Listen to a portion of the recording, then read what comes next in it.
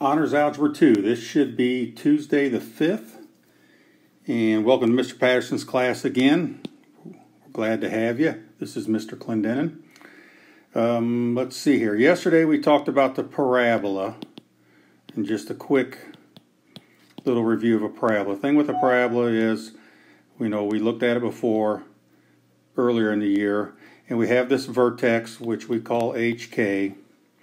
The new thing with the parabola was inside of the curve, so if it opens up, that's where your focus will be. If the parabola happens to open down, then your focus is still inside of the curve. This distance from the vertex to the focus we call P. If it opens up, P is positive. If it opens down, P is negative. Okay, so just a little review there of parabola. And remember, in the equation of the parabola, there's that 4p that's in the equation. So when it opens up, that 4 times p is a positive number. When it opens down, that 4 times p is a negative number. Okay, today with a circle, it's a little bit more straightforward because there's not a whole lot that you have to know about a circle. The only thing you need to know about a circle is the center and the radius, and those are pretty straightforward. Okay, of course, the radius is half of a diameter. If we know the center, and again we're going to use h and k for our center, we can simply plug in our h and k into this equation, and we have these minus signs built into our equation again. So again, if we plug in a positive 5, we'll see x minus 5 in there. If we plugged in a negative 5, we would have a double negative and we would see x plus 5 in there. So the same thing is happening with the sign switch, okay?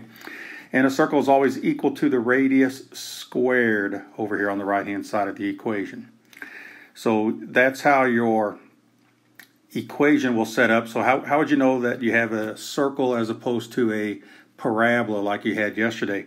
Well, we got both variables being squared here. Here's the x being squared and here's the y being squared.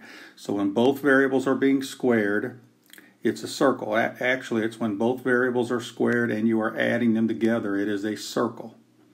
Okay, and well, I should back that up. Let me back that up and there's one more condition. When, I'll say it this way, because tomorrow you're going to talk about ellipses. When both variables are squared and you are adding, and the coefficients that are in front of these parentheses right there are the same. In this case, they're both 1s. That's when you'll have a circle. And that will change tomorrow. You will not have the same thing in front of your both sets of parentheses, and it'll be an ellipse. Okay, so that's how you can tell a circle.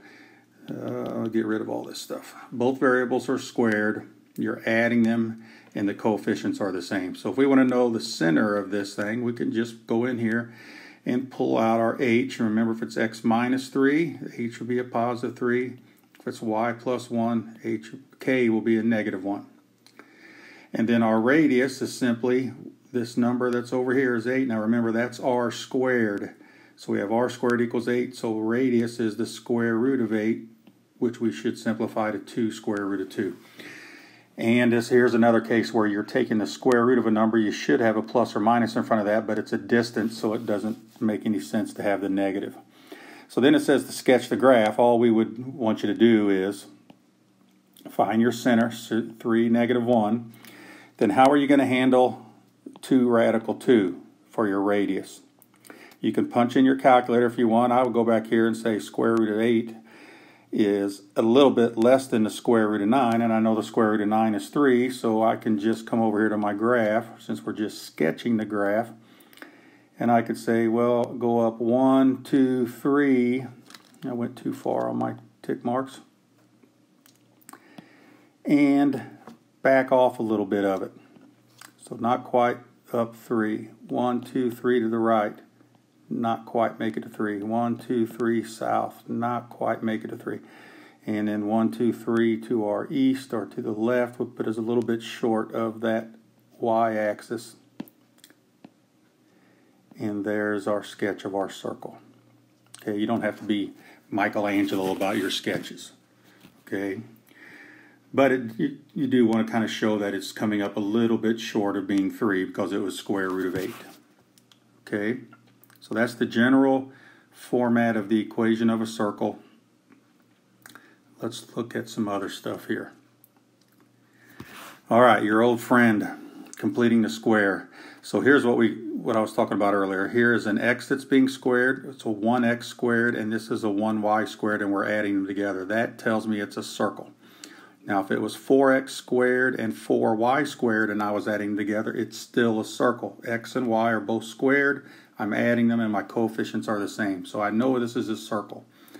Now we're going to have to convert this over to make it look like our equation so that we can easily tell where the center is and what the radius is.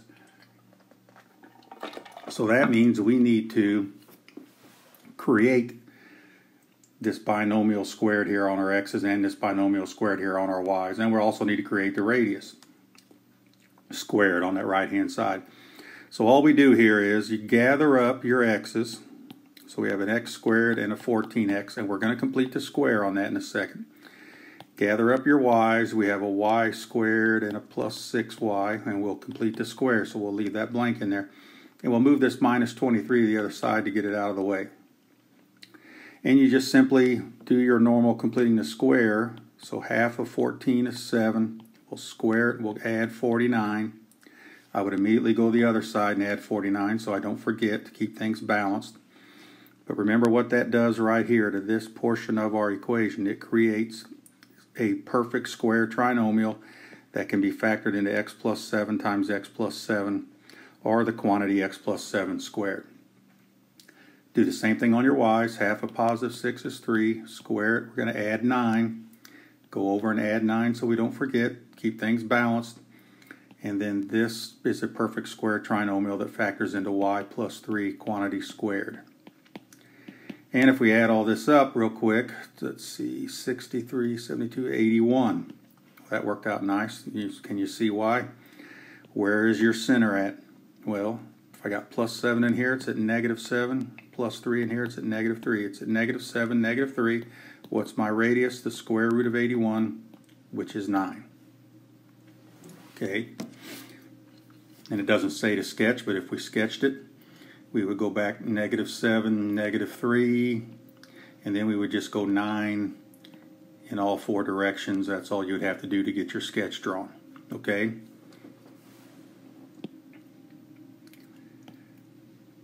What about working the other direction? What do we need to know to write our equation of our circle? Well, the good thing about a circle is, and I said it earlier, you only need to know 2 things, your center and your radius. So then we can just start to plug things in here.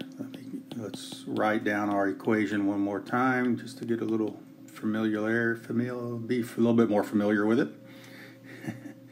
Then we plug in negative 8, there's a double negative, so we get x plus 8 quantity squared. Positive 5, be y minus 5 quantity squared. Then our radius has to be squared, so we have to take 3 square root of 2 and we have to square it.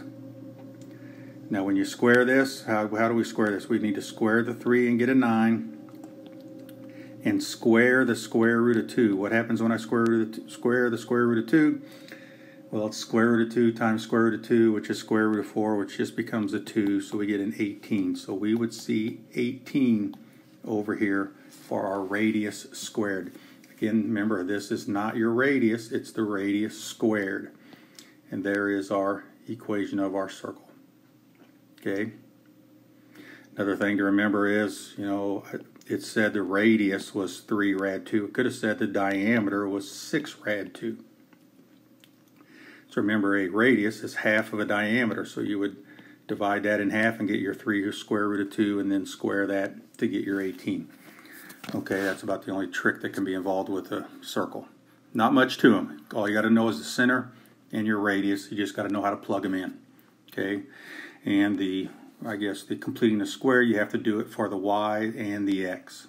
Okay? And you'll have to do the little heads up tomorrow, Wednesday and Thursday, actually both. We're going to look at ellipses. Those are a little bit harder ones. Mr. Patterson will be with you for those. But you will have to do some completing the square there also. Here's your homework, 3 problems, similar to the 3 in the examples, so you can use the examples for help. Submit your pictures like you have been. You guys have been doing a good job. Hope everybody's okay. We're almost to the end of the school year here. It won't be long. And we'll see you tomorrow.